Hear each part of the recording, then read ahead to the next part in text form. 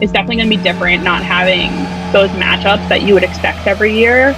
Because the NHL drafts like 17-year-olds. The NHL has to tread the water really carefully. Like, they don't even have a goalie. Like, what is the draw?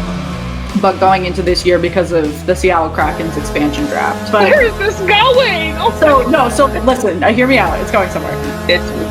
It's just not part of hockey. Like, really looks like that weird dad I don't want me to pick up from school. Like, welcome to Slapshot Sweethearts.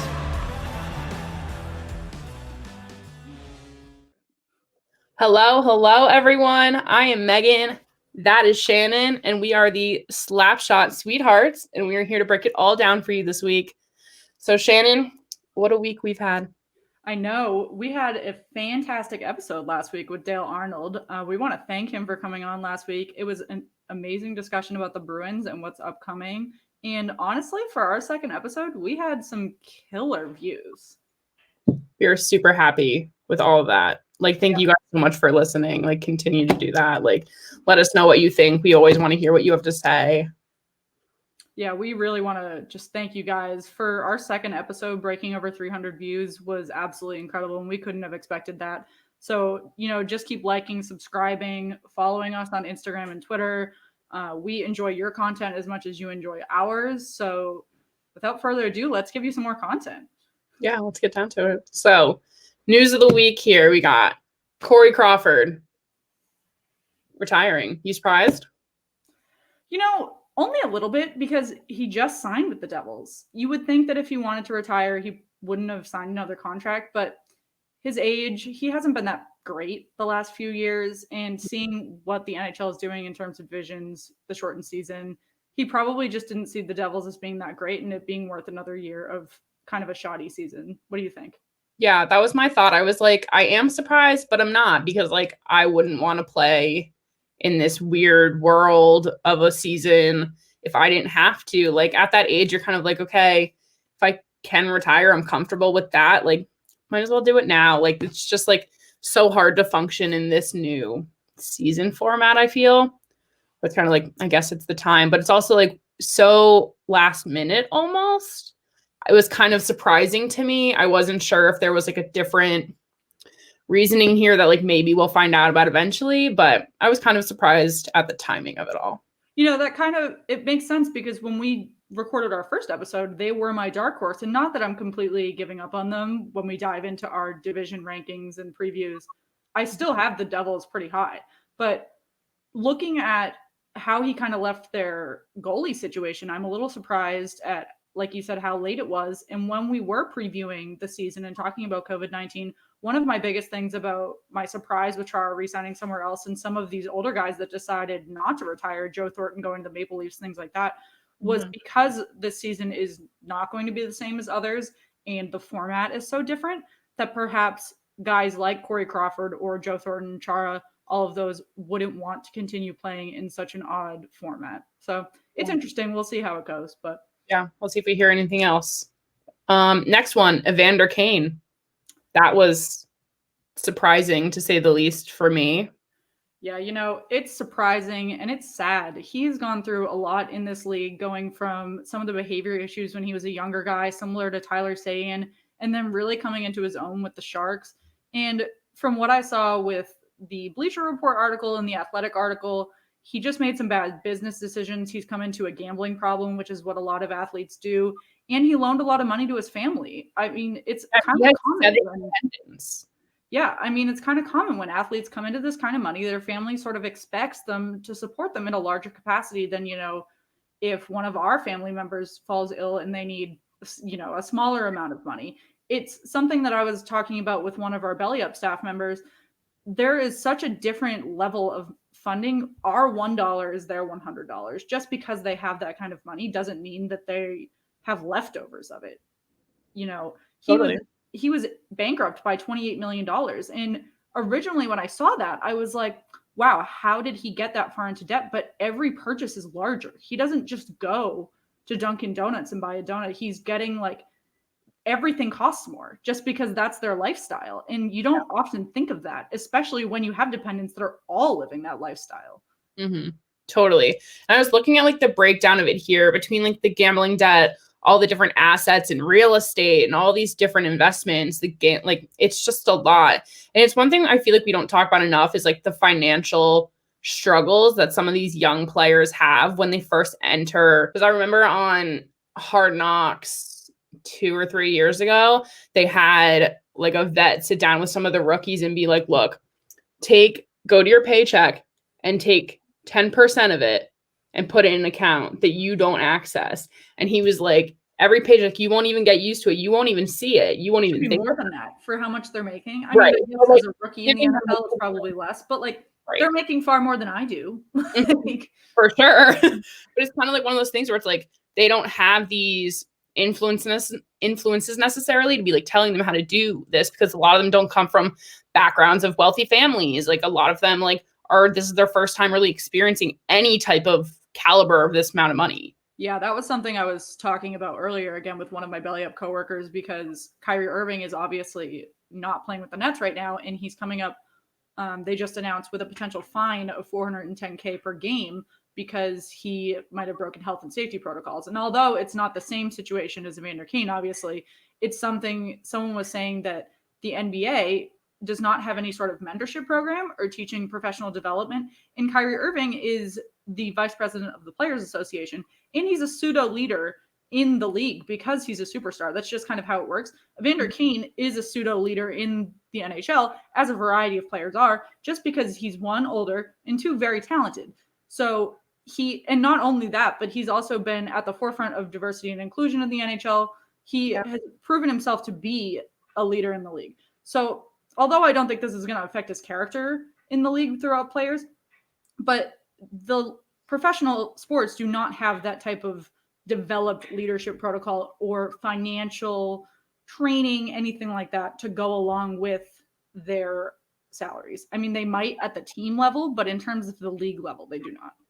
Yeah, that's definitely something the league, I feel like, have to start taking a little responsibility for. Like they have to train their players in these life skills like everyone else. Like when we enter business, like you have resources that can help you. They don't have those resources right now, at least not that are like public for people like us to hear about. But it's one of those things where like I think they have to start helping their players and their athletes take care of themselves financially. Well, you'd have to assume that, I mean, they're not dumb. They'd use it as a publicity stunt to share, like, we're helping our athletes after their professional sports career, blah, blah, blah. The NFL does that, even though it's not necessarily financial, but they try to help their players after the league kind of get up on their feet with the nonprofit work and things like that. So you'd think that they'd use it in that capacity, but again, we'll never know. Yeah, it's hard to say. But okay, next topic. Twitter hashtags. Shan, you posted them for us all to see. What are your favorites? What are you thinking? Yeah, so like Meg said, there is an article on our Twitter page, S Sweethearts Pod on Twitter, that has every hashtag on there. There are little blurbs with the best ones and the worst ones. I think they're all pretty, their hashtags are not special. They don't necessarily go in depth like the NBA with the Raised by Wolves, We the North, those types of things. The only one that I'm really going to attack here is Phillies. Anytime, anywhere has nothing to do with, which I'm wearing the resident Philly jersey in our apartment. So like Philly fans, it's not your fault. Just remember anytime, anywhere when you go to tweet about the Flyers, because I have already forgotten it 4 or 5 times now since yesterday. Yeah. So I'm curious why they chose it. Like, why not Bad Street Bullies? Why not like Go Flyers? Why not anything else that relates to the Flyers franchise? Maybe I'm missing something. Maybe it is something that goes down into the city of Philadelphia, someplace I have only been a couple times now. However, I am not understanding where the hashtag came from. I have no clue. I know I saw that and I was like, I don't really get that. It's like one of those things where it's like the Capitals are like all caps. Like I get that. Like they're the Caps, but like anytime any Flyer, maybe. Like I don't really get that, but okay. I mean, there are some that aren't necessarily the same as the name. Like Fly Together from the Ducks is not. But it's still cool. It makes sense. You see the reference. Or like it doesn't say lightning in it, but it makes sense. Yeah. There's a lot of go team go. Like, I feel like the word go is the most used in a hashtag right now. So either go X, let's go X, or go X go. Which is confusing. I usually just type one of those three in until I see a little logo and then I know I'm right. There's another couple, like the Red Wings one is like, I think it's LGRW. Yeah. And then the Rangers is just NYR. But that's not surprising because that's just like their thing. No, it's fine. You know what else I learned today about the Rangers that I feel like should have come up in our prior discussions? They don't have a mascot and they never have. Yeah, no. I actually had a conversation about this with an old college professor the other day because he like listened to our pod and he was like giving me his input on Gritty because obviously I don't like Gritty. But he was like, it's kind of like the Rangers where it's like, it's hard to find something that'll really represent the city. And he was like, maybe like Lady Liberty. The Statue of Liberty. Maybe.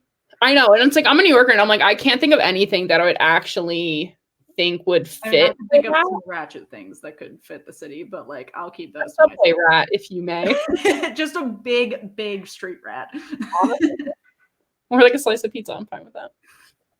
You don't need it to be like completely representative of the city. Like Gritty is not, and it's a hit. There are some that are very okay. Shush. But there are some that are not necessarily representative. Like the Vegas one is a Gila monster, which is a very popular lizard on social media. Which like has nothing to do with Vegas. Right, which is confusing because like you're the Golden Knights for starters. Your jerseys have like armor on them. Why not just like bring it human? Go for a knight. Because they could pick a Gila monster, which is way cooler than a knight. The option have put in front of us. I mean, maybe the Kraken won't pick an octopus. Stop. If they pick like, I don't even know, a beta fish or like a fish. Imagine if they just like picked a random like guppy. Like a goldfish. I'm here for it. Or like a cat. Oh my god. Okay. Our last one here is obviously not breaking news. Everyone's heard it already and seen it on Twitter, but USA won the World Juniors. I think the big news here is that Anaheim has really set themselves up with some good prospects. Zegras looked fantastic. He was ranking in points at every single game. And he looked absolutely great in the championship game. Canada did not even put up a fight against USA. I listened to the Quack Report pod, which shout out to them. There will be some more podcast shout outs later, but they had a really great analysis of all of the prospects that the Ducks are looking at after that game. And I think that we might have undersold them in our rankings. I was thinking that earlier when I was like going through my rankings and I was like, maybe I have to rethink some of these. But they weren't the only division. I was like, okay, maybe. No, I was looking at a couple today and I was like, I might have made a mistake. Yeah, but we will get to that. We will have to maybe go back on our word eventually. I don't know. My favorite thing is admitting I'm wrong. For me to do to admit defeat. But now that World Juniors is over, it's time to get into what we've all been waiting for. The literal reason we are here. This season is starting. Let's see our predictions. Let's jump into it. Let's start with the West. Yeah, we can just dive right in and talk about Anaheim and the others. Yeah. So for the West, we'll start with our number ones. This isn't new, though, because we've talked about it both on our podcast and other podcasts. I have the Avalanche first. Mm-hmm. I have Vegas, which I'm kind of the controversial one here. I know. I feel like everyone's kind of saying like that Colorado is going to go the distance. They're going to be the ones to beat. But like, I don't know why. Maybe it's a little bit of bias. It's definitely at least 10% bias. But like, you definitely have some bias in your East rankings, but we'll get to it. Hey, we'll get to there later. But I just think like Vegas has just been on the cusp just for so long. They've just had so many good pushes that it's kind of like in a weird time. Why can't this be the year? Like, I think you can say the same thing about Colorado, honestly. And I don't disagree with you about Vegas. I don't at all. That's why I have them second, and you have Colorado second as well. So I think from what I have discussed with other podcasts and what I've seen on Twitter is that they're really a toss-up between who's going to take that top slot. Mm-hmm. And I think either one of them could do it. One thing that I thought was interesting that I discussed today with one of our Blues podcast friends is that they think the Blues could potentially knock one of those out of the second slot. And we both have the Blues in third. Mm-hmm. Yeah, I mean, they're definitely a competitive team. Like, they have a lot of strengths, but like when you look at like the caliber of player between Vegas and Colorado, I don't know if they're exactly there to get a 1 or 2, but I do think they solidly could clinch number 3. I mean, you have to remember that the Blues did beat the Bruins in Game 7 for the Stanley Cup 2 years ago. Rest my heart. But they had one of the worst records in the NHL, and then they went on an absolute hot streak and climbed their way all the way to the final. They came out of absolutely nowhere, and they have lost a couple key players since then, but then they've made additions like Torrey Krug. So it's really hard to tell. Positions that really could push them there, but it's kind of like, is this the year to do it? I don't know. I think like give it one more year, just kind of like take a little time for your team to like really grow. Like, I think next year could be their year, but I don't know if this year's the one. You know, I think the same thing about the Flyers, though. And it's interesting because Jordan Binnington and Carter Hart are both absolutely fantastic goalies, and they're both in very similar areas in their career. Granted, Binnington has a Stanley Cup, but in terms of age and development, they're both very comparable. So it's interesting seeing that we've been saying the same thing. You know, they need one more year. We'll see if they have the key pieces and they'll fit together. But I do think that once we go down to 4, this is where it kind of gets controversial. Yeah. I went for the Sharks. Yeah, I mean, I don't think it's a bad take. I mean, the problem is once we get past 3 in the West, it's really a toss-up. Yeah. I just feel like with like, I think they could totally do it if Carlson and Dubnyk like come together to really like mesh. Like, I feel like they have a lot of strengths, but without the teams kind of like coming and really, I don't know what the word I'm looking for, but like culminating and like bringing it all, like, I don't even know what I'm trying to say, but it's just like, they just need to mesh more. They need to come together strongly. Like, there's needs to be that like team effort there, and then they can do it. It's just like but having like 5 strong players doesn't guarantee you anything if it's not like a joint effort and like cohesive and fluid. I mean, you could say that about my 4th too, which was the Coyotes, aka the Yotes, which is their hashtag in case you wanted to hear the other really weird hashtag. I think Phil Kessel is obviously down there. He left the Penguins to go down to the Coyotes, and I thought that was going to be a great move. I thought that he was really bringing them up a level, and I still don't necessarily want to call myself wrong. I think that there is a lot of potential down in Arizona for them to move up a level. And I think it's kind of comparable to what we've been saying about the North, is that they just need that opportunity to move up. And I think this might be the season for them to do so. I don't know whether they're going to be able to mesh as a team, though, like you were saying about the Sharks. I think that they have a lot of young guys. Looking at their training camp roster, they are relying on a lot of prospects. And I'm interested to see if they're going to be able to mesh them together with the veterans that they have, like Phil Kessel. Yeah, I said this in another podcast we were on the other day, but have you ever tried to watch Kessel go over the boards? Of course I have, yes. That's the best. That's what I'll be looking to see if he's improved his ability to jump a little, to really get over there. That's what I will be looking for from him this season. I mean, I was looking, this is a sidebar, but for anybody that's been watching the NBA season recently, Zion Williamson is like thick in a bad way. And that is how I'm picturing Phil Kessel. Like, he is very talented. Phil Kessel's like a little fat. Yeah. He's a thick dude, but he's so good. So it's like you can hold. Right. So is Zion. Like, Zion is incredible at basketball, but he's like a lineman. He is not a basketball player. This is not football here. I mean, it is what it is. All right. So the end of our West Division, just to wrap it up, we both have the Wild in 5th. Then I end it with the Sharks, Ducks, and Kings in 6th, 7th, and 8th, respectively.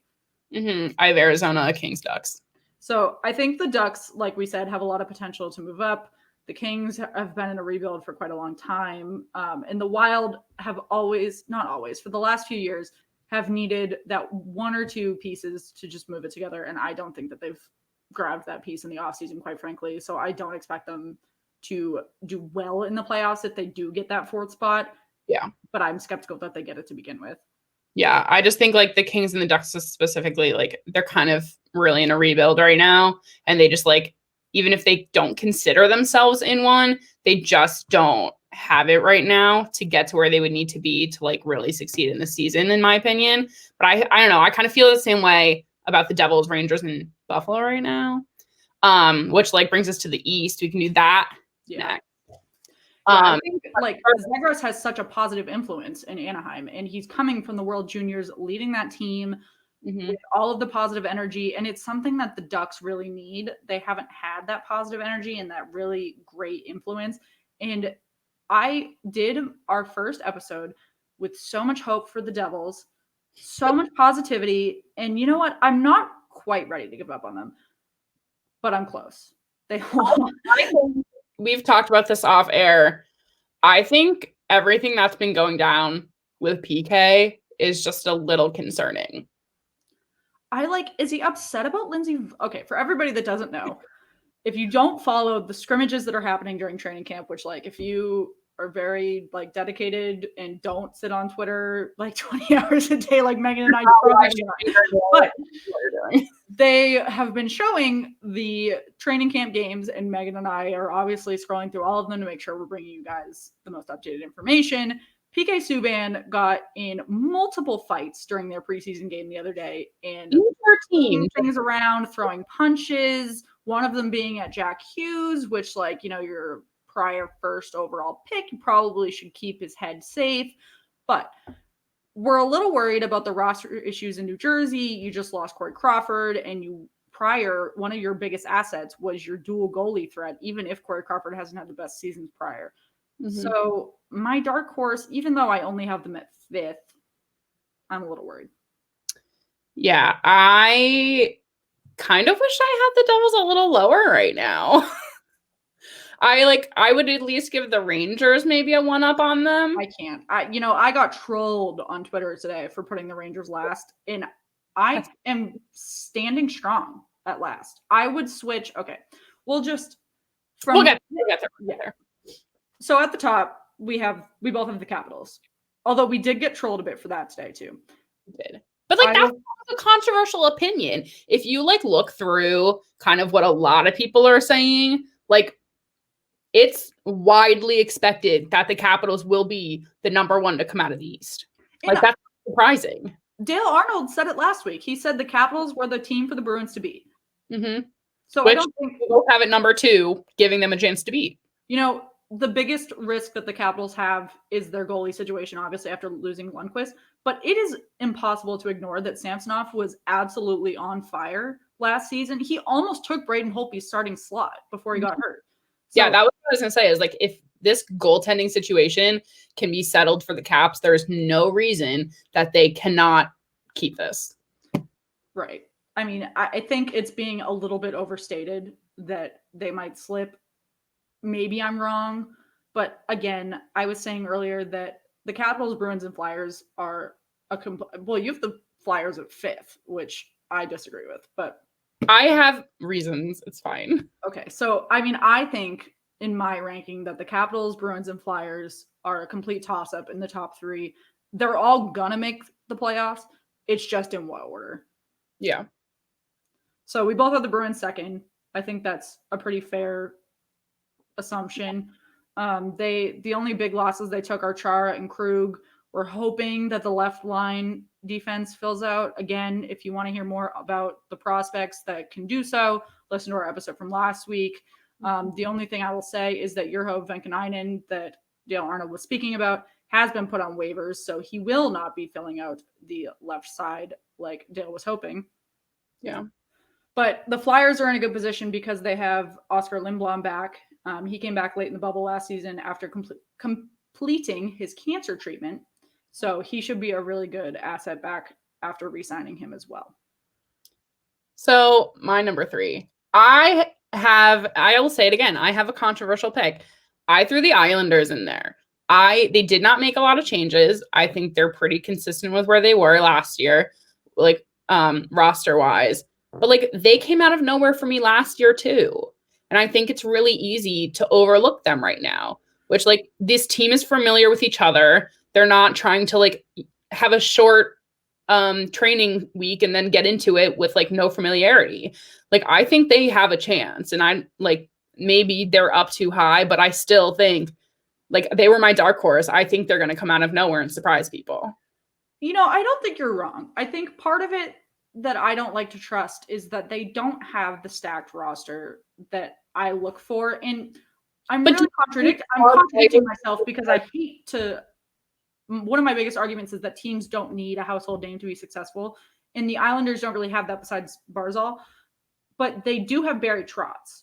And it is almost overlooked that they have Barry Trotz because he came in at the same time that Tavares left, but he had just won the Capitals a Stanley Cup and then dipped out of town in Washington.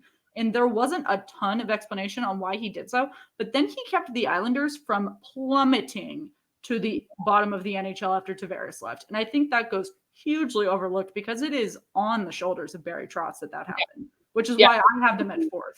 And there's out there on why he left, but I will not feed the real.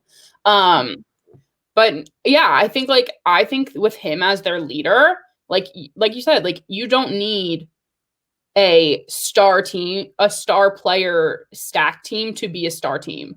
Like have a bunch of like semi above average guys. If you can work as a team and kind of show each other strengths, there's no reason you can't be a top contender. I think that kind of goes into your fourth and my sixth pick. I don't think that star players necessarily mean that you're good. I think our star players are really good. Megan has the Penguins at fourth. Yes. I have the Penguins at sixth, below the Devils. And I think now that I have seen PK and Corey Crawford leave, I would probably switch and put the Penguins fifth and the Devils sixth. However, I don't think they're going to make the playoffs. I just think we have a really, and I say we because my boys. Yeah, this is where her bias comes in. All of our listeners. I think I have like a little bit to back me up. I think we're a team that has some really low lows through the season, but then somehow finds a win streak that kind of just gets them in, which is why I have them as fourth, because I think somehow they're going to try like find their way in there. But there's only 56 games this season. So do you have time to, play around in the lows? That's a really good question. I think there's enough low teams that it may not be like a down low. It'll be like a subtle low. That's kind of what I was struggling with all of these divisions and trying to rank them is that there are, 2 or 3 that I'm really confident are going to make the playoffs barring any catastrophe. But there are some that I'm like, you wouldn't make the playoffs if this were a typical playoff system. But because they're doing a round robin and bringing in more, I'm like, will they? Like, can I picture them in the playoffs? I guess. I just think like we have Letang back after some time out. He's been kind of gone for a while. Having Jari, like he's Letang great. He's always out. He's literally always out. But he's not right now. Because the season hasn't started. You're not wrong. But like I'm just saying, like he's kind of back. I watching the scrimmage the other day, he looked pretty good. Like I'm kind of hoping that it'll stick for a minute. But like Gensel, he was so good the last few years. 2 years he's been around now? Like I think he's really coming into his own. Yeah, a lot of people were saying he was going to lead in our goaltenders in our scrimmages looked really good. So like if we can hold on to Murray. Bye, Murray. I think they have a lot of aspects that could help. I know they canceled their scrimmage on Sunday due to just like abundance of caution for COVID. So I hope that everything is fine and that they will be able to have their full season, which we'll get into some of that later with Dallas. But I really think they're being overlooked. And that's like not just because it's me, but like I do think they have a lot going for them right now. No, I think that's fair. And I think part of my struggle is that you guys don't make a lot of roster changes. Like Letang, Malkin, Crosby, all of your core have been there for what I feel like is 3 decades. Like I feel like but like you look at this, our team won back-to-back Stanley Cups. What, 3 years ago? Our last one was like no more than that. No, it was what, 16 and 17. We're in 21. I'm in 2020 in my head still. Fine. 4 years ago, 5 years ago. But I'm still like, they're still a Stanley Cup caliber team. They weren't positioned to make the playoffs prior to the COVID bubble last year. Saying. Okay, I don't even count the way that last year ended because like who comes back after like months and months off and does like jumps into playoffs? The Penguins, because they made the playoffs because of the new system. They didn't. Except they did not. That's all I'm saying. Just give it a chance. All right, I'll give it a chance. Thank you. And so then we return to the Devils. I have them 5, you have them 6. Like I said, I would switch the Penguins and the Devils if I could do this again. I don't know if you would move them anywhere. The Penguins? No, the Devils. Oh, I would move them down. You'd switch them with the Rangers? I would switch them with the Rangers. I would give them 7 and give the Rangers 6. I have the Flyers solidly at a 5. They could easily overtake the Penguins. Like, that's fine. But, like, I was struggling with where to put the 2, and I'm always going to put my boys higher. But, I mean, the Flyers, obviously, we've already talked about it. Like, they're going to do fine either way. But, yeah, the Devils. You have the Rangers 7th, potential 6th, and you have the Sabres 8th. I have the Sabres 7th and the Rangers 8th. Like I said, I'm going to stand confident in the Rangers 8th unless Lafreniere comes in and completely overtakes New York. But I can't see. Go ahead.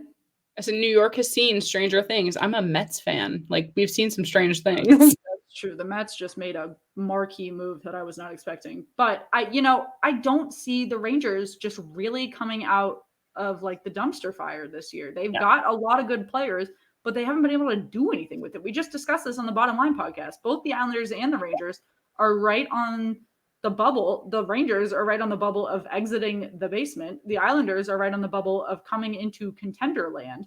And I don't know that either of them is going to be able to pop that bubble this year.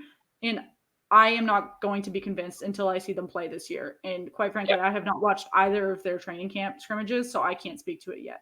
Yeah, at least for us, like, they're not really an intriguing team that I want to spend time watching their training camp. Like, if they come and they kind of like, Islanders a little different, I maybe would have if I had had the time. But like the Rangers, it's just like, unless they like somehow start like beating like the Caps and the Bruins out of nowhere, I'm really not going to think much of them. Yeah. And I think that leads well into, because we said both for the East and the West, that the top 1, 2, 3 are pretty much toss-ups, and that the teams are really competitive, and it's really going to turn into what happens in the playoffs when they're facing other opponents. They will at least be near other opponents when we get to Lake Tahoe. True. So the NHL just announced that there will be 2 outdoor games in Lake Tahoe at the beginning of February. The Bruins will be facing the Flyers, and the Avalanche will be facing the Golden Knights. So that's actually a really good opportunity. Not that they won't be playing each other frequently, because realistically, they'll only be playing 6 or 7 opponents respectively, depending on their division. But it'll be a really good opportunity for us to see these teams play each other in more of a high-stakes situation. Mm-hmm. But speaking of opportunities, missed opportunity here is the branding of the event. Like, why are we not throwing out special edition jerseys? Like, we're trying to we're selling off our divisions. Why aren't we capitalizing a little more? Again, if you haven't checked out the Bottom Line podcast that we did with them last week, I would really check it out. We had a fantastic conversation about how the NHL is really failing at marketing right now, particularly in terms of jerseys. You're out of a retro jersey, make more. Like, there are people looking for them everywhere. I want one. Like, I would buy like 3 of them. They look fantastic. We're wearing jerseys on almost every episode. Like, make more of them. Or send me one. It's really frustrating to see them not do anything particular besides make a couple graphics for Lake Tahoe. Like, why are the Bruins wearing their retro jerseys against the Flyers? It's a historic rivalry. Do something special with it. like, if they want to make something out of the reverse retro jerseys this year, I totally get it. Like, make a week. Like, make a reverse retro week, like, where everyone sports only reverse retro gear. Like, that would be fine. People would still, like, kind of get, like, a spike in that.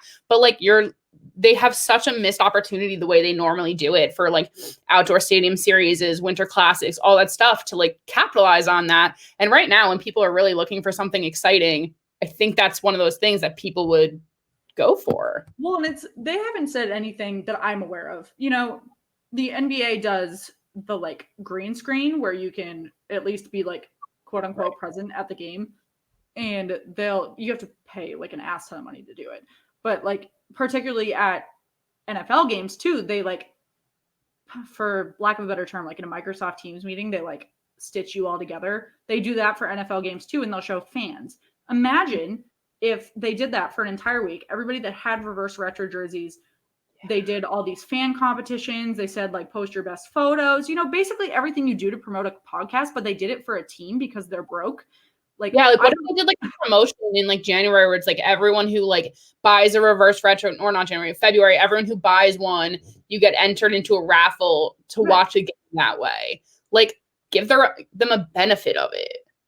Right. Or we had discussed this, I think, on Bottom Line last week. It might have been somewhere else, but why did they not do some sort of outdoor viewing event or something like that?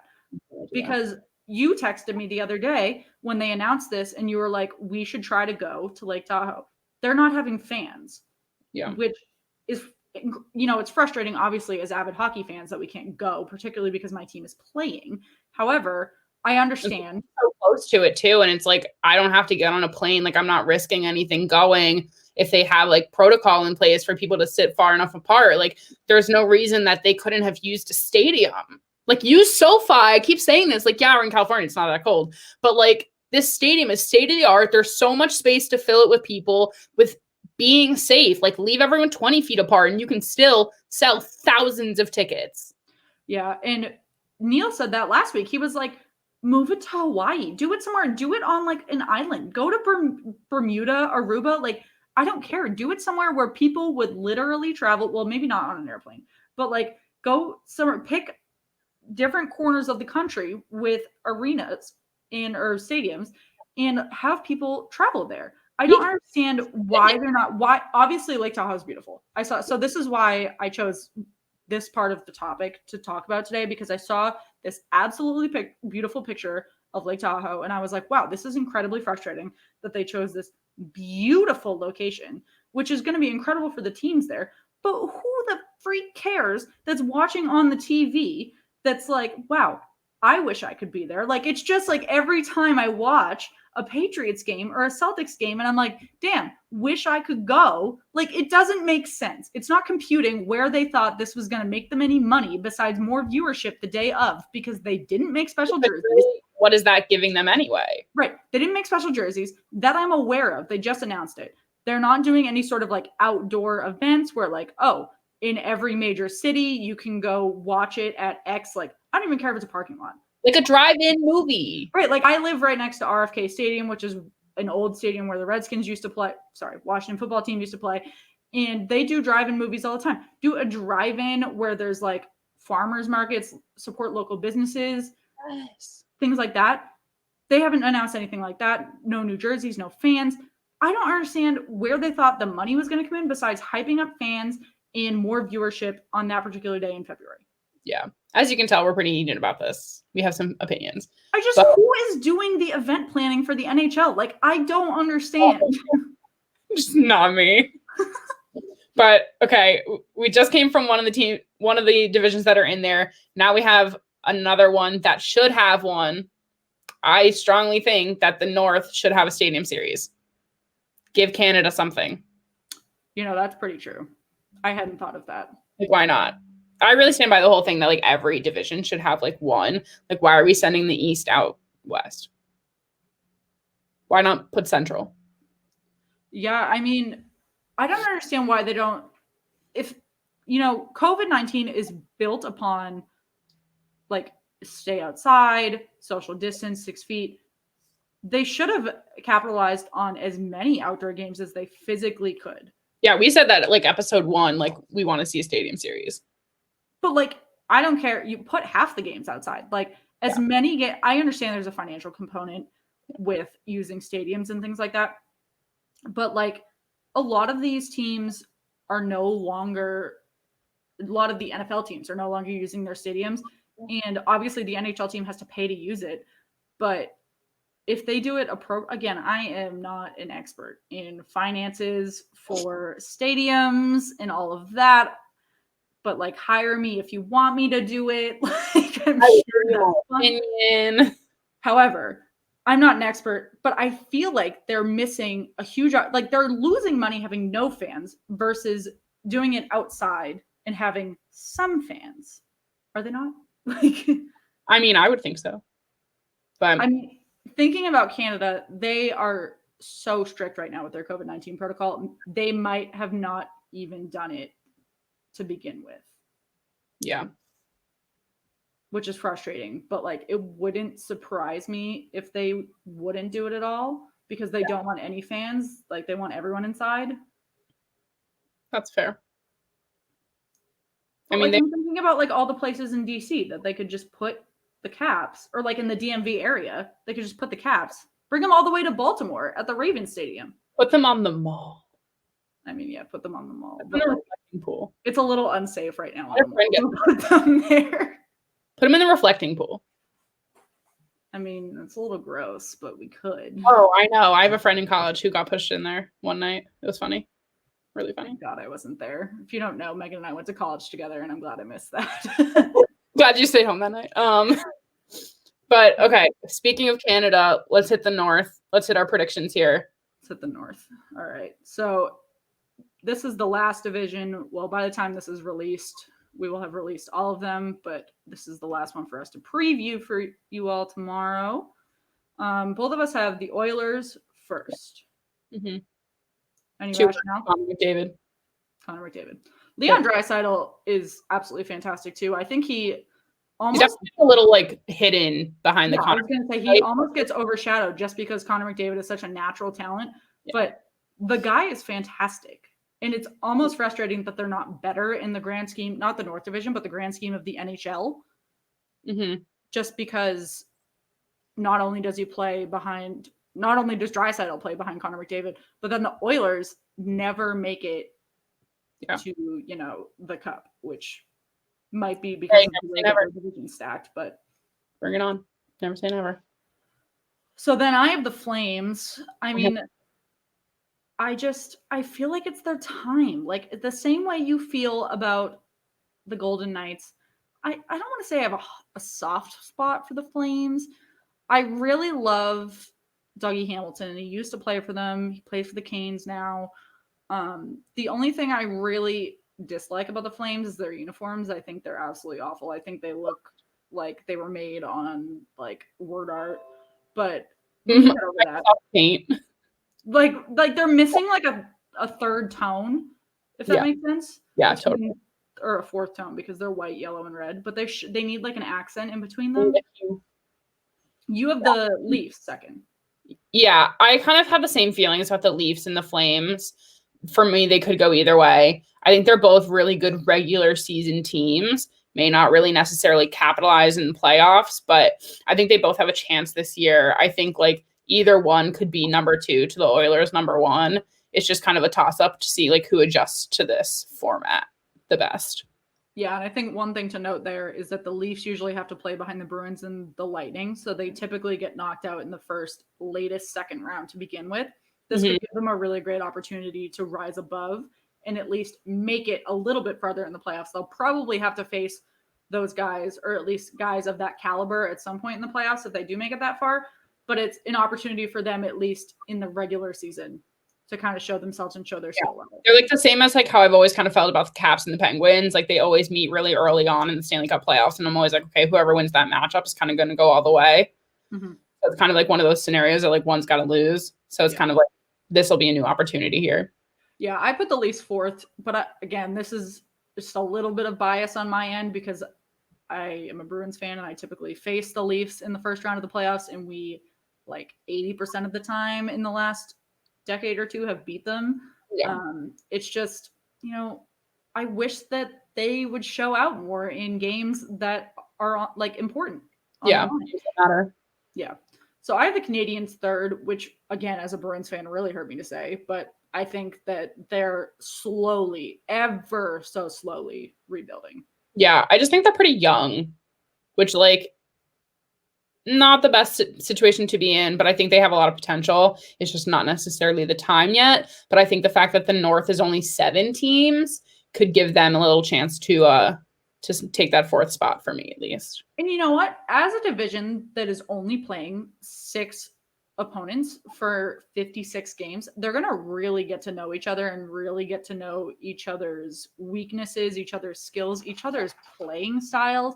And granted, the other 3 divisions are only playing 7 opponents, so I don't know that last one's going to make that significant of an impact, but they're really going to get to know each other's strengths, weaknesses, how they play, where they can abuse each other. Like, it's going to really, I think by game 25, they'll really be able to tinker with each other like puppets, and it's going to be really interesting to see. Yeah. Jumping down, my 5, 6, 7, Canucks, Jets, Sens. I think there's been some interesting changes for the Canucks, not great in their behalf. I think they lost some people. The Jets, they have decent forwards, but like just forwards can't win Stanley Cups. And the Sens just kind of like lack that star power. I know I said before that like you don't need star power to like win cups, but like I think they just kind of lack a little bit of finesse there. Yeah, I have the Canucks 5th. Honestly, I'm excited to see Brayden Holtby and see if he can keep them in that spot. But if he can't, they're falling down quick. I have the Sens next. I think the Sens they were really good. I think they're coming out of a rebuild. They're going to keep 6th, 7th, or even up to 5th or 4th, depending on how quickly they can get those young guys integrated. And then I have the Jets last. They're hitting a rebuild now, so it's gonna take a while to get out of that. Mm-hmm. Totally. Then I want to go into our podcast shout outs next. We spoke about the potential for this on Bottom Line last week, but we really want to give some shout outs to a few of the great podcasts that we've been able to meet so far. This is only our 3rd episode, and we're about to hit 500 followers on Twitter. So shameless plug, but like that's fantastic for the about 2 months that we've been on social media. And it really couldn't be done without the other podcasts that we've been able to meet. So, shout out to Black and Gold Podcast, Dump and Change, Iceberg Podcast, House of Hockey, Bottom Line, Quack Report. From those teams, or from those podcasts, excuse me, Bottom Line and House of Hockey are both general. Bottom Line covers all sports. House of Hockey covers all hockey teams. They are run by the Hockey Lady and Hunks of Hockey. So you may know Hunks of Hockey. They are posting everyone and anyone attractive in the NHL. I highly recommend you check it out if you have not yet. We're sharing those all the time because everyone knows I love a hunk of hockey. Yes. And then Black and Gold Pod and Dump and Change are both Bruins podcasts. We've been able to get to know them really well through our Dale Arnold episode, and just because I am always on our Twitter and I am a Bruins fan, so it's been very easy for me to network for the Black and Gold. Yeah. And if there's anyone who like hears it, like we love meeting other teams' pods. We want to hear perspectives from teams that we're not like all into all the time. Like this is a great opportunity for all of us to like share insights with each other, like reach out. We love collaborating. Like we're always here. Yeah. Shout out to you Blues pods and you Sabres pods. You are all very kind. Very, very kind, very active. We love that. Yeah, similar to my Bruins podcast, obviously the Iceberg podcast for Megan's Penguins fandom. They are very nice. They are very informed. It's very interesting to follow their Twitter. I highly recommend. And then finally, Quack Report Pod is an Anaheim Ducks podcast that we have highly recommended. We really enjoy listening to them on Spotify. It has actually become my go-to while I work out, which might sound odd, but they have fantastic editing and they're really interesting and really funny. So while I am suffering doing cardio, I enjoy laughing at whatever they are saying. So, and you know what, Shan, I would like to make one last shout out on your behalf to the New Jersey Devil. Oh yes, the New Jersey Devil did indulge me again. chatting with me on Twitter again today. So I will say, please follow the New Jersey Devil if you don't already. He backed me up when I was getting torched about the Rangers today. So, yeah. Speaking of the Eastern Division, I will say we did make some great friends in terms of Devils fans and Rangers fans with the Bottom Line pod. So if you don't follow Devil State of Mind, I would recommend them as well. Totally. Well, shall we hop into our last division here? Yes, our last division with our Stanley Cup champion. We both got the Lightning first. It kills me to give the Lightning the satisfaction, but that.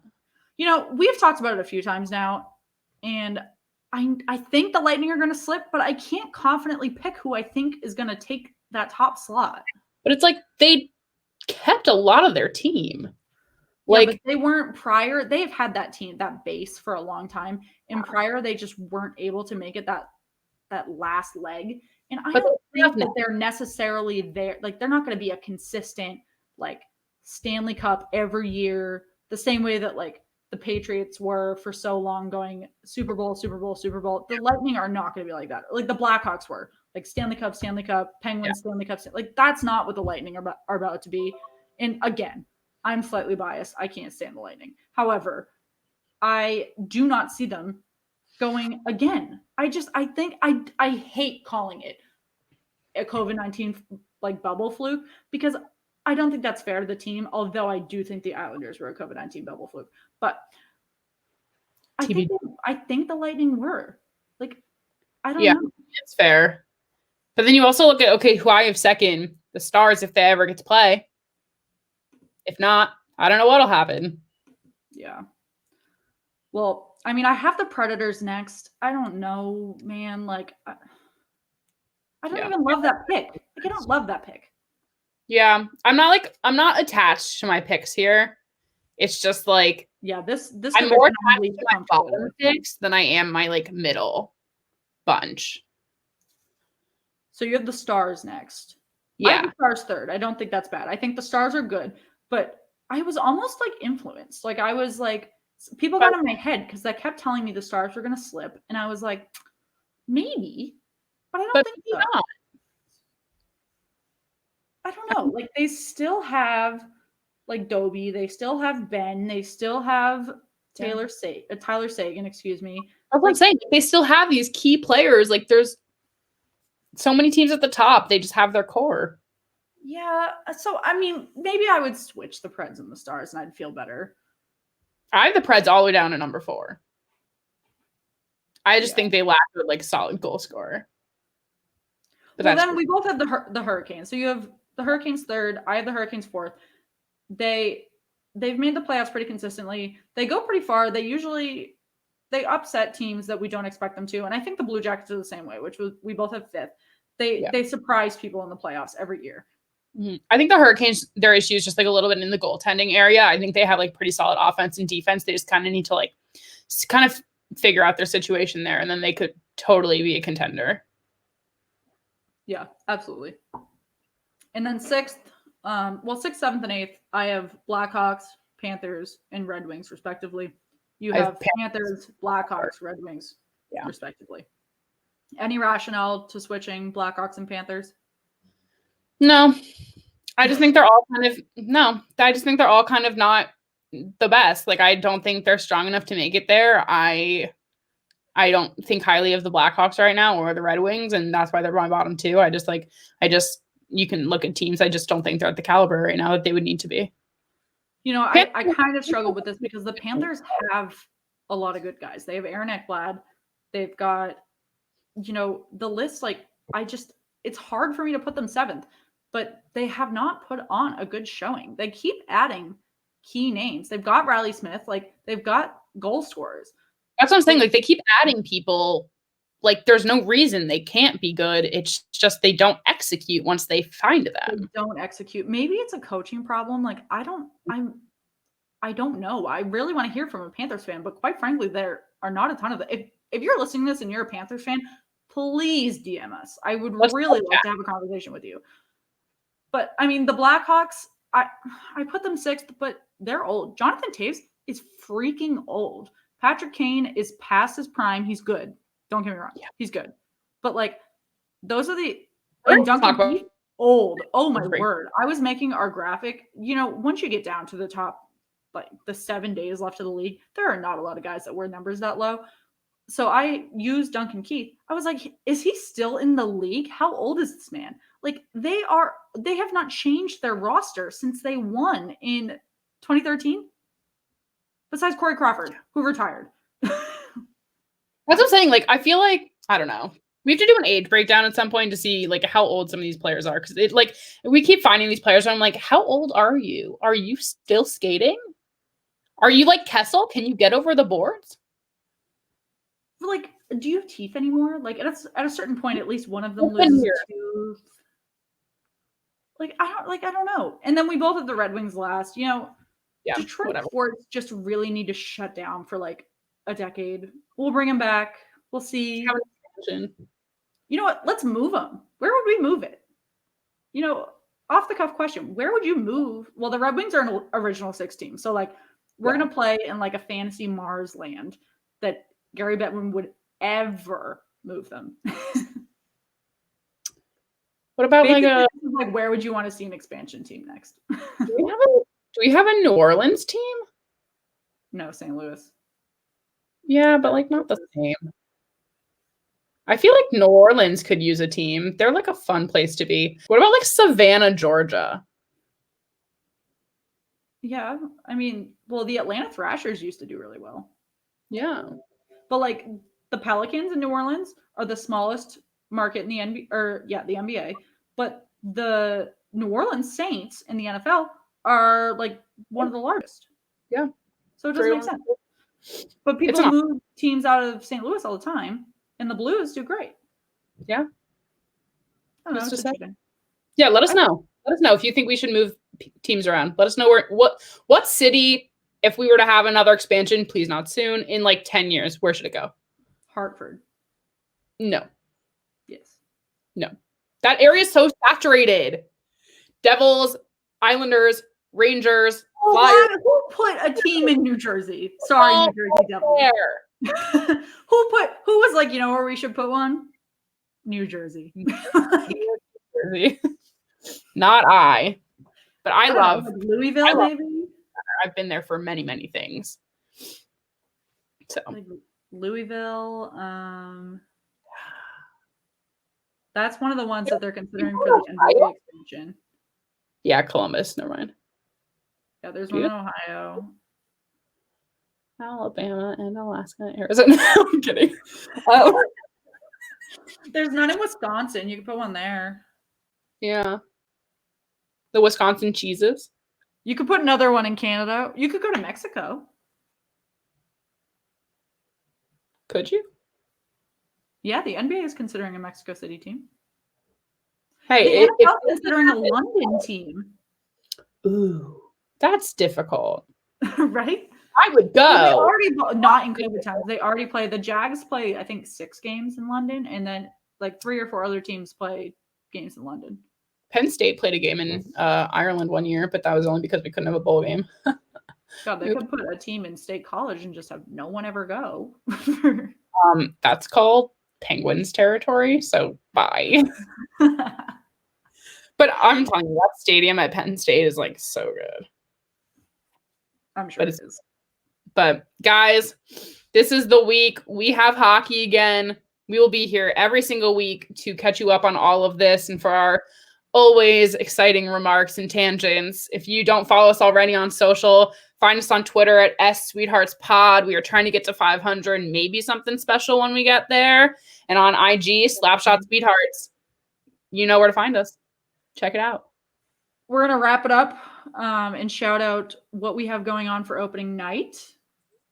We've got a Collide party, which, speaking of something special, we do have giveaways with the special people at Nomad Hockey. If you haven't checked out their Instagram, their merch is absolutely beautiful. And I will be ordering a sweatshirt from there during the Collide party tomorrow. I'm definitely getting Tuesday, one.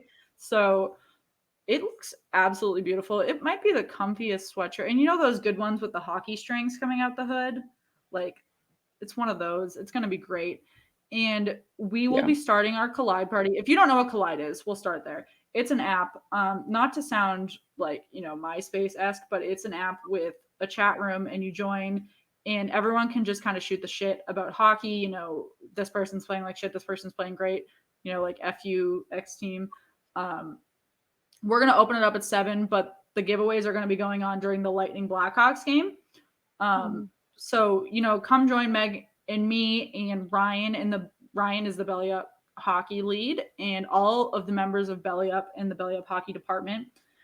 We will be doing the giveaways with Nomad Hockey during the intermissions of the Bolts Blackhawks game. The directions are on our Twitter and Instagram, but basically, as long as you follow all 3 accounts, you should go look at our Instagram and Twitter. We will be posting funny pictures of whether it be the Lightning or the Blackhawks respectively. That is all I will give you. And you need to share on either Instagram or Twitter your best caption for each one. We will quickly go through and check out which one we think is the best caption, and we will announce in the Collide app who the winner is. So you need to stay in the Collide party the entire time, and then we will coordinate shipping afterward. But we really want to see, your best captions. You need to tag us in all of those. We want to make sure that our hockey family is seeing everything that's going on so they can hop in, all of that. Yeah. Well, guys, that's what we have for you this week. Be sure to follow us on social, like we said, and we can't wait to hopefully see you guys on Collide. And if not, then next week. Thanks for joining us, and have a good week.